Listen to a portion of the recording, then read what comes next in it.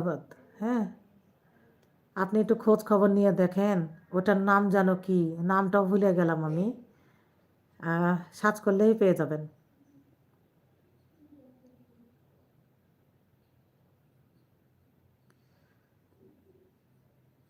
আপনি একটা ফালতু লোক।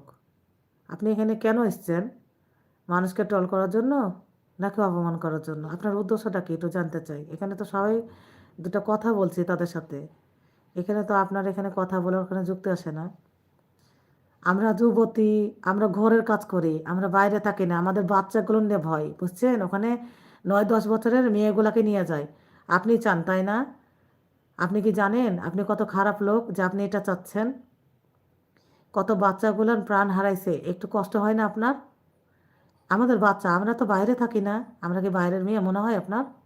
আমরা চাকরি করি না, আমরা বাসাতেই থাকি, বুঝছেন?